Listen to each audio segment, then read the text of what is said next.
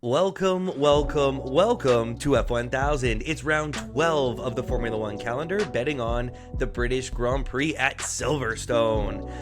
The grid this weekend is seemingly tighter than ever, and honestly, I could see any of the top six winning this race and really finishing in any order among them. They've got different setups between the teams this weekend, which is making it really interesting. Max has taken the lowest downforce, the smallest rear wing, so he's the quickest in the straight line. Now, if there's some changeable weather or rain this weekend, is he going to struggle for grip? Maybe. I don't know if there's going to be rain. There's a chance. The Ferraris have taken more downforce, so they're the quickest through the corners, but of course slower than in the straight lines. The McLarens are somewhere in between the Ferraris and Max. And then, of course, we can't forget about George, who, again, sticks his Merc up in P4, and he's definitely hoping for some rain and some cooler temperatures, which makes the Mercedes come alive with its tires. So with the difference in setups and the chance for rain, and I'm not a weatherman, and I don't really want to bet on something that's going to be so drastically affected by rain or not rain, today we're going to look towards the midfield to find some value for the British Grand Prix. This is the slip for Silverstone, and this is why we like them. Bet one. Okay, we actually are going to look at the top of the grid, but we're not picking anyone per se. Bet one is the big one for this week. It's the 3 or more race leaders. So the category number of race leaders, we're on 3 or more this week. It's minus 275, and we're putting $400 on it for this race. When we have a weekend like this that's so tight at the top, and in some ways not the fastest car sitting on pole with Max's Red Bull, it's tough to pick the finishing order. And add to that like I mentioned in the intro, with the different setups, rain that could come today could drastically affect and change the race pace and the pecking order for these teams.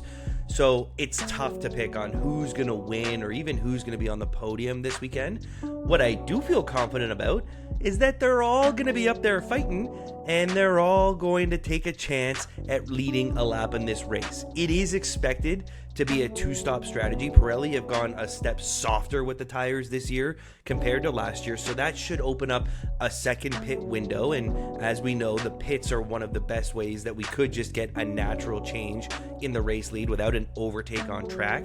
So Max counts. He starts on pole. He's won. We're looking for any combination of the McLarens, George, or the Ferraris, maybe even Pierre Gasly, to just lead a lap in this race. We need 3 or more of them. I think it's going to happen. We're on it this week. Bet 2 is a midfield group bet, and we're on Carlos Sainz to win Group 2. It's plus 120, and we're putting $300 on it this week. So Sainz is in Group 2 with Yuki Tsunoda, Isaac Hadjar, and Alex Albon. And Sainz starts in the lead of this group, which is a big reason why I like it this week. I'm looking at Sainz to have a big bounce back after failing to even start the Australian Grand Prix when his car caught on fire. The Williams this week has shown some decent pace. It showed better long run pace than the RBs in the practice sessions. Now, Alex would usually be a big concern in the inter-team battle between him and Sainz, but Alex made a setup change during qualifying that he came on the radio and said, guys, we messed up. We went in the wrong direction. It didn't work. I think he's going to have a hard time getting up above his teammate today in this Grand Prix. So I think he's going to struggle. Yuki's a bit of a wild card, but he's certainly not reliable in this Red Bull. And for plus money with Carlos leading the group on the grid, I like him to finish and hold on to his position and win this group. Bet 3 is another midfield group bet. This one, we're on Pierre Gasly to win Group 3. It's also plus 120, and we're also putting $300 on this one.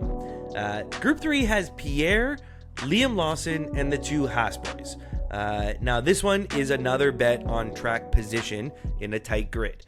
The biggest threat to Pierre, who starts in P8, he is leading this group on the grid. The biggest threat to him, in my opinion, is the Haas boys. Haas brought a plethora of upgrades this weekend, new floor, new side pods, bunch of things new on the car. Ali especially looked really good this weekend on the pace.